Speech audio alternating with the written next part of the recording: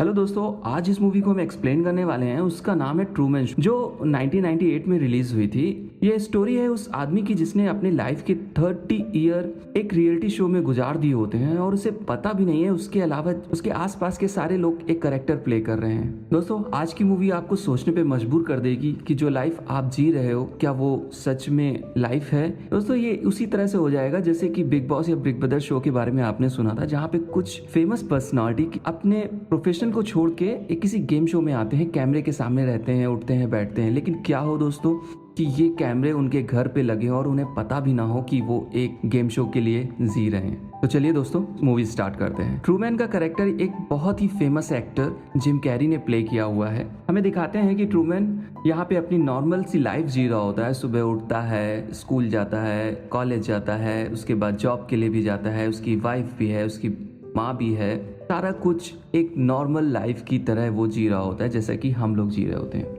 Trueman एक insurance agent है और उसका बॉस एक दिन उसे किसी आइलैंड पे जाने के लिए बोलता है, किसी का इंश्योरेंस करने के लिए। पर यहाँ पे ट्रूमैन उसे डेंटल अपॉइंटमेंट का बहाना बना के मना कर देता है। लेकिन उसका बॉस खड़ूस टाइप का होता है और उससे प्यार से धमकी देता है कि जाना तो तुम्हें पड़ेगा, अदरवाइज तुम्हें दूसरी जॉब ढूंढनी पड़ेगी। यहाँ थोड़ा फ्लैशबैक का सीन दिखाते हैं और इसमें ट्रूमैन और उसके फादर सेलिंग कर रहे होते हैं। एक तूफान आता है और उसके फादर उसी में मर जाते हैं। यही वजह है कि वो पानी से बहुत डरता है और पानी के पास भी नहीं जाना चाहता है, इसीलिए वो दूसरे आइलैंड पे जाना नहीं चाहता था। लेकिन बॉस के धमकाने की वजह से वो कोशिश करता है। नेक्स्ट सीन में हमें दिखाते हैं कि वो फेरी का टिकट ले रहा होता है। टिकट लेने के बाद वो जैसे जैसे उस फेरी के पास जाता जा रहा था, उसका डर बढ़ता जा रहा था और एक मोमेंट पे आके उसका डर इतना बढ़ता है कि उसने फैसला किया पीछे आने का और वो वापस आ जाता है। अगले मोमेंट पे हमें दिखाते हैं कि वो अपनी वाइफ से बोल रहा होता है, वो ये सारे काम छोड़ के पूरी दुनिया घूमने जाना चाहता है। उसकी वाइफ उसे रोकने के लिए बोलती है कि तुम्हारे फाइनेंशियल ऑब्लिगेशंस हैं, तुम्हें हाउसिंग लोन पे करना है, गाड़ी का लोन भरना है, इसके बारे में सोचा है? और क्या तुमने अपनी फैमिली लाइफ बढ़ाने के बारे में भी सोचा है? ट्रूमैन थोड़ा सा शॉक्ड होता है और फिर एक अजीब सी तरह से बोलता है, मैं उड़ता पंछी हूँ, मैं और ऊंचे उड़ना चाहता हूँ। उसकी वाइफ स्माइल करके बोलती है, ज्यादा उड़ो मत। नेक्स्ट डे होती है, वो नॉर्मल लाइफ की तरह वो घर से निकलता है और वहाँ पे Oh, and in case I don't see you, good afternoon, good evening, and good night. बोल के अपने ऑफिस के लिए निकल पड़ता है। ऑफिस जाने के टाइम पे उसे एक बूढ़ा आदमी दिखता है जो उसके फादर की तरह कुछ कुछ दिख रहा होता है। ट्रूमैन उसे पहचानने की कोशिश करता है लेकिन वो आगे चलता जा रहा था। लेकिन जब उसे कंफर्म हुआ कि वो उसके फादर ही हैं, वो पीछे मुड़ के देखता है तो उससे कुछ लोग पकड़ के ले जा रहे होते हैं। वो कोशिश भी करता है उन्हें रोकने की और भागता है उसके पीछे, लेकिन वो लोग उस बूढ़े आदमी को बस में बैठाते हैं और निकल जाते हैं। यहाँ वो बहुत परेशान था, क्या वो बूढ़ा आदमी उसके फादर थे या उसका कोई डुप्लीकेट था या उसके जैसा कोई दिखने वाला, या उसका कहीं दिमाग खराब तो नहीं हो गया है। वो शाम को अपने घर पहुंचता है, अपनी मॉम को ये सारी बातें बता देता है। उसकी माँ उसको दूसरी बातों में उलझाती है और बोलती है कि ये सब तुम्हारे दिमाग का फितूर है, ऐसा कुछ नहीं हो सकता है, तुम बहुत अच्छे से जानते हो कि तुम्हारे फादर मर चुके हैं। यहाँ ट्रू कोशिश करता है अपनी माँ को समझाने की कि नहीं, उसने सच में अपने फादर को देखा है। ट्रूमैन की बातें कोई सुनता नहीं है। नेक्स्ट सीन में ट्रूमैन अपने फादर के कुछ सामान को देख रहा होता है। वो बेसमेंट में होता है जहाँ पे कोई नहीं आता है, ट्रूमैन ही अकेले रहता है। ये सारा सामान उसने सबसे छिपा के रखा होता है और इन सामान के बीच में उसे एक रेड कलर की जैकेट दिखती है। रेड कलर की जैकेट वो अपने हाथ में लेती है। यहाँ पे सीन फ्लैशबैक में चला जाता है जिसमें वो अपने कॉलेज टाइम के बारे में सोच रहा होता है। उसकी एक फ्रेंड होती है जिसका नाम लॉरा होता है। लॉरा को वो बहुत पसंद कर रहा होता है, लॉरा भी उसे बीच बीच में पसंद कर रही होती है। वो लोगों का लव स्टोरी स्टार्ट ही हुआ होता है, तभी एक कार आती है और लॉरा बोलती है कि ये लोग मुझे लेके चले जाएंगे, मैं तुम्हें कुछ बताना चाहती हूँ कि मेरा नाम लॉरा नहीं सिल्विया है और ये सारी दुनिया नकली है, तुम्हें दुनिया के सारे लोग देख रहे हैं, तुम जो भी कुछ करते हो वो सारे लोग देखते हैं। तभी कार वाला आदमी आता है जो उसे उसका फादर बताता है और उसे वहां से ले जाने लगता है। ट्रूमैन उन्हें रोकने की कोशिश करता है तो वो बोलते हैं इसकी दिमागी हालत ठीक नहीं है और इसको ठीक करने के लिए फिजी लेके जा रहा हूँ। वो चली जाती है और ट्रूमैन के दिमाग में फिजी चलता रहता है। वो फिजी जाना चाहता था लेकिन उसी बीच में उसकी माँ की तबीयत खराब हो जाती है और उसे ये प्लान कैंसिल करना पड़ता है। थोड़े दिनों के बाद उसकी शादी उसके स्कूल फ्रेंड मैरली के साथ हो जाती है और यहाँ पे फ्लैशबैक का सीन खत्म होके वापस बेसमेंट पे आ जाता है। बेसमेंट में उसकी वाइफ आती है और उसे खाने पे बुलाती है। वो बोलती है उसने पास्ता बनाया हुआ है, लेकिन ट्रूमैन थोड़ा सैड होता है। वो बोलता है उसे भूख नहीं है और वो वहां से निकल के घास काटने की मशीन ठीक करने लगता है। वो बोलता है कि मुझे घास काटने की मशीन ठीक करनी और अपने काम में बिजी हो जाता है। तभी मैरली जाते जाते कुछ अजीब से बोलती है वो उसकी तरफ नहीं देख रही होती, कहीं और देख रही होती है और बोलती है मार्केट से नई मशीन खरीदने का टाइम आ गया है। ट्रूमैन समझ नहीं पाया कि वो ऐसा इस समय क्यों बोली है और मैरली वहां से चली जाती है। वो ज्यादा ध्यान नहीं देता है। ट्रूमैन ने फिर अपनी चीजों को देखने लगता है और यहाँ पे उसने साल्विया की एक फोटो बनाई होती है। वो जब भी कोई मैगजीन में किसी लड़की का फोटो देखता है तो उसकी कभी आंख, कभी नाक, कभी होंठ वाली पेपर्स को काट लेता है और साल्विया से मिलाने की कोशिश करता है और एक फोटो बना लिया है। ये सच में बहुत लवेबल है।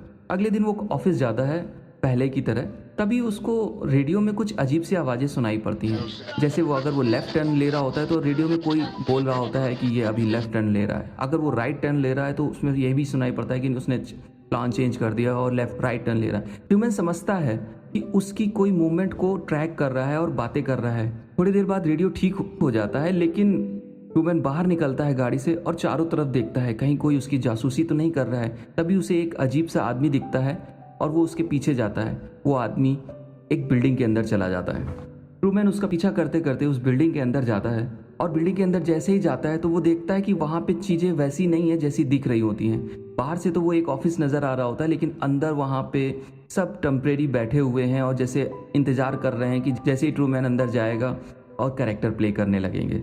उसे ज़बरदस्ती वहाँ से बाहर निकाल दिया जाता है और बोलते हैं कि तुम यहाँ पे नहीं आ सकते हो।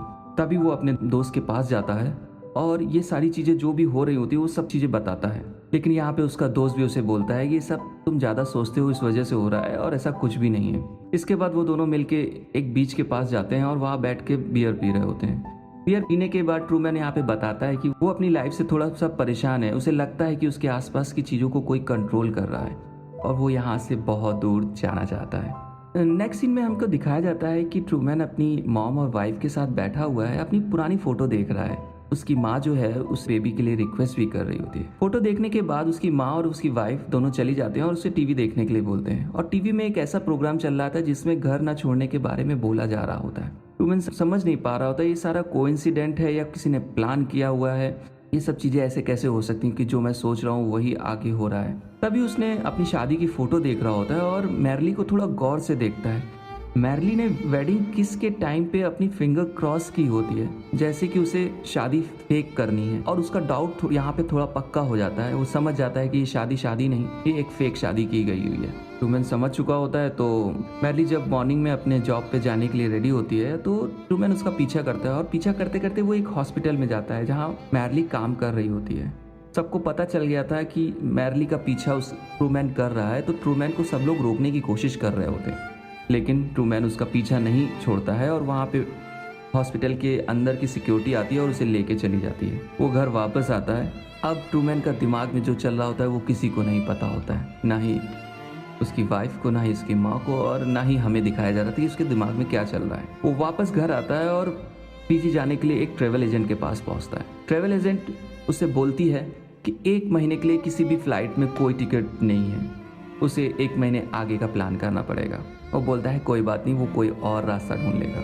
वो बस का टिकट लेता है और बस से जाने का सोचता है। बस में जाके जैसे ही बैठता है थोड़ी देर के बाद हमें पता चलता है कि बस खराब हो गई और सारे लोग वहाँ से उतर गए होते हैं। ट्रूमैन वापस घर आ जाता है और मैरली भी थोड़ी देर बाद आ जाती है। मैरली पूछती है कि अभी फिजी क्यों जा रहे हो। ट्रूमैन मैरली को बताता है कि हमारे घर के आसपास जो लोग घूम रहे हैं वो सब एक्टिंग कर रहे हैं और बार बार हमारे घर के चक्कर लगा रहे हैं।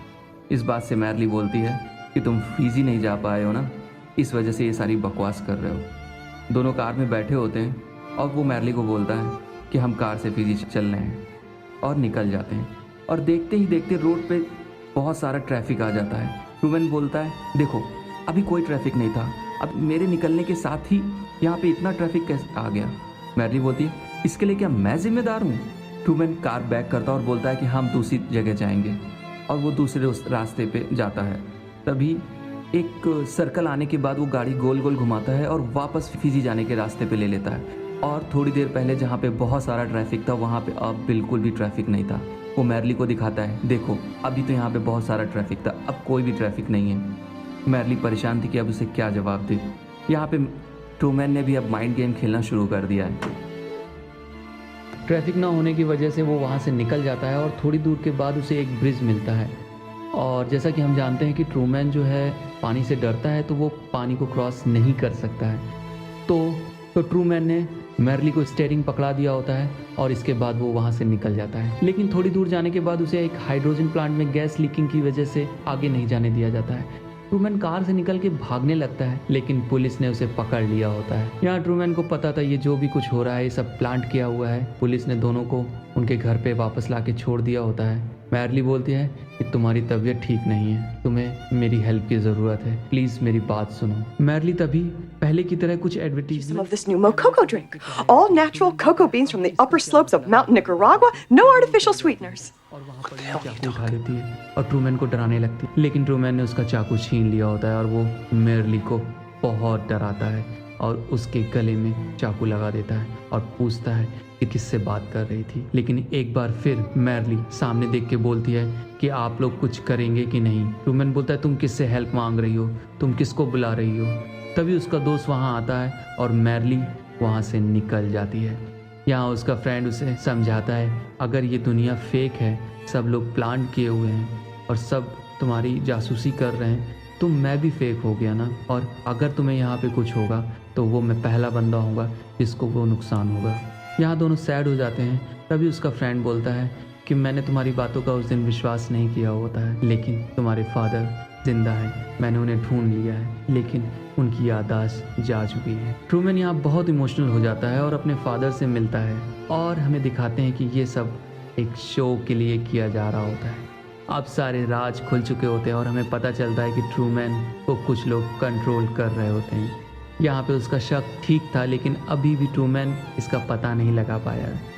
ट्रूमैन का रियलिटी शो का टेलीकास्ट टीवी पे होता है और उसका शो लोग बहुत पसंद करते हैं। ट्रूमैन बहुत फनी है और साथ साथ हमें ये भी पता चलता है कि इस शो के बीच बीच में लोग एडवर्टीजमेंट भी करते हैं जिससे उनका रेवेन्यू जनरेट होता है। और यहाँ ये भी बताते हैं कि ट्रूमैन बचपन से यहाँ पे है और 30 साल निकल चुके हैं। ट्रूमैन एक रोल मॉडल है बाहर की दुनिया के लिए।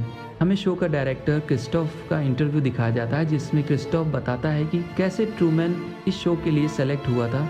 और हमें पता चलता है कि कुछ ऑर्फन बेबी को उनके बर्थ के टाइम से ही कैमरे से वॉच किया जा रहा था और जो बेबी अपने राइट टाइम पे बर्थ लिया होता है वही ट्रूमैन शो के लिए चूज़ किया जाता है।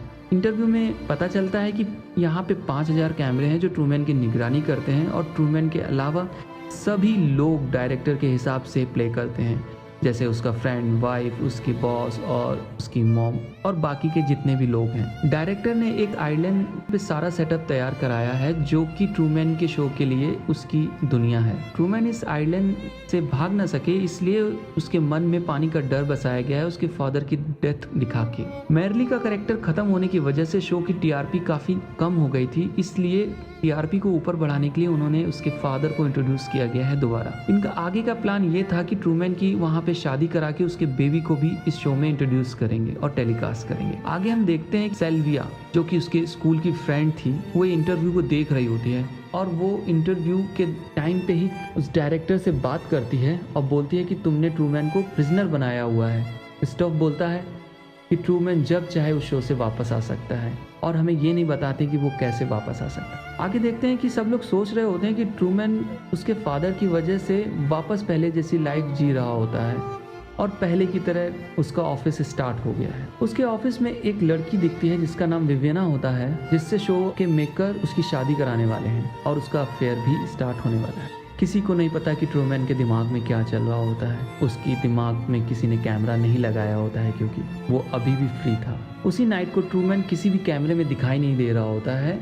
शो के डायरेक्टर के लोग बहुत परेशान थे लेकिन वो कहीं नहीं दिख रहा होता है। तभी वो लोग उसके फ्रेंड को उसके घर भेजते हैं लेकिन उसके दोस्त को भी वहाँ पे कुछ नहीं मिलता है। तभी एक कैमरे में ट्रूमैन का हाथ दिखाई देता है जिससे पता चलता है कि वो यहाँ से भाग चुका है। हाँ दोस्तों, वो यहाँ से भाग निकला है। डायरेक्टर ने उसके दिमाग को नहीं रीड किया है, उसका दिमाग बहुत तेज है। डायरेक्टर ने शो का ट्रांसमिशन बंद करा दिया होता है। सारी मीडिया, सारे ट्रूमैन के चाहने वाले सब उसके बारे में जानना चाहते हैं कि ट्रूमैन को क्या हो गया और वो कहाँ चला गया। शो के अंदर के सारे लोग अब ट्रूमैन को सर्च कर रहे होते हैं लेकिन उसका कोई पता नहीं था। डायरेक्टर ने समय से पहले ही वहाँ पे सनराइज कराया होता है जिससे कि उस पूरे आइलैंड पे रोशनी हो जाती है और शो के सारे लोग अपने कैरेक्टर से बाहर निकल के ट्रूमैन को सर्च कर रहे होते हैं। तभी डायरेक्टर ने बोला है कि पानी में ढूंढो और यहाँ पे ट्रूमैन दिखाई देता है एक बोट में। यहाँ शो का टेलीकास्ट फिर से स्टार्ट कर दिया जाता है। ट्रूमैन पानी से डर नहीं रहा होता है और उसके पास सैल्विया का एक फ़ोटो भी है जो कि उसने पेपर कटिंग से बनाया होता है। सैल्विया टीवी में ये सब देख रही होती है और बहुत इमोशनल हो जाती है। डायरेक्टर उसको रोकने की कोशिश करता है और मौसम को चेंज करता है क्योंकि उनके पास उस आइलैंड पे सारी सुविधाएं थी। वो कभी भी दिन कर सकते थे, रात कर सकते थे, तूफान ला सकते थे, बिजली गिरा सकते थे, पानी बरसा सकते थे, कुछ भी कर सकते थे। और उन्होंने ट्रूमैन को रोकने के लिए तूफान लाते हैं, लेकिन ट्रूमैन पीछे नहीं हटता है और वो आगे बढ़ता जाता है। और यहाँ पे ट्रूमैन चिल्ला के बोलता है कि आप बस इतना ही कर सकते हो, मुझे मारना चाहते हो तो मार दो, लेकिन अब मैं रुकने वाला नहीं हूँ। डायरेक्टर ने उसकी नाव को हवा से पलटा दिया होता है। ट्रूमैन की जीत के आगे किसी की नहीं चलती है। शो देखने वाले सब हैरान थे कि ये क्या हो रहा है, कहीं ट्रूमैन मर तो नहीं जाएगा। तभी शो के डायरेक्टर ने स्टॉप बोलता है और मौसम फिर से नॉर्मल हो जाता है। अब ट्रूमैन फिर से नाव में तेजी से आगे बढ़ने लगता है। उसकी जीत के आगे सब झुक जाते हैं। यहाँ ट्रूमैन ने अपना रियल कैरेक्टर दिखाते हैं। शायद हम लोगों को भी इसी तरह करना चाहिए, किसी भी परिस्थिति में अपने डिसीजन से पीछे नहीं हटना चाहिए और ये सच्चाई जानने की कोशिश करना चाहिए। तभी नाव किसी चीज़ से टकराती है और वो रुक जाती है। दोस्तों, यहाँ पे आइलैंड का एंड आ जाता है और हमें दिखाते हैं कि एक कैनवस की बाउंड्री बनी हुई है जिसमें समुद्र, क्लाउड बना हुआ है। दोस्तों, ये शो की बाउंड्री थी। ट्रूमैन इस वॉल को तोड़ने की कोशिश करता है लेकिन उसे तोड़ नहीं पाता है। वो वहाँ से निकलता है और फिर वॉक करते हुए आगे बढ़ता है और वहाँ कुछ सीढ़ियाँ भी बनी दिखाई देती हैं जिसके पास एक डोर होता है जिसमें एग्जिट लिखा होता है। अभी डायरेक्टर की आवाज़ आती है और ट्रूमैन चौंक जाता है कि ये कौन बोल रहा है। डायरेक्टर बोलता है कि मैं तुम्हें सुन रहा हूँ और तुम भी बोल सकते हो। ट्रूमैन बोलता है कि आप कौन हो। डायरेक्टर बोलता है मैं इस शो का क्रिएटर हूँ और तुम एक स्टार हो जिसकी खुशी सबकी खुशी होती है और जो लोगों को इंस्पायर करता है। अगर तुम जाना चाहते हो तो जाओ, लेकिन वहाँ की दुनिया में मैं नहीं होऊंगा तुम्हारे लिए और यहाँ मैं ही हूँ जो तुम्हें सारी खुशियाँ देता हूँ। क्या तुम जाना चाहोगे? यहाँ डायरेक्टर ये भी बोलता है कि मैंने तुम्हें जन्म से देखा है। तुम्हारा पहला कदम, तुम्हारा पहला स्कूल, तुम्हारा पहला दूध का दांत जब टूटा था, जब तुम खुश होते थे, तुम्हारी लाइफ का हर एक पल मैंने देखा हुआ है। ट्रूमैन ये सब सुन रहा होता है और वो कुछ नहीं बोलता है। डायरेक्टर थोड़ा सैड होके बोलता है कि तुम कुछ बोलना नहीं चाहोगे, तुम कैमरे पे हो, सब तुम्हें सुनना भी चाहते हैं। तभी ट्रूमैन पलटता है और सामने देखता है। अगर ये शो है तो ये सब आपके लिए। Good afternoon, good evening, good night. और एक बड़ी सी स्माइल के साथ एग्जिट डोर से बाहर निकल जाता है हमारा ट्रूमैन और यहाँ पे इस ग्रेट शो का एंड होता है और इसी के साथ ट्रांसमिशन भी ऑफ कर दिया जाता है। और दोस्तों, यहाँ पे मूवी भी एंड हो जाती है। तो दोस्तों, आपको कैसी लगी मूवी कमेंट में बताइए। If you like my explanation then like, share and subscribe. Thank you, bye bye.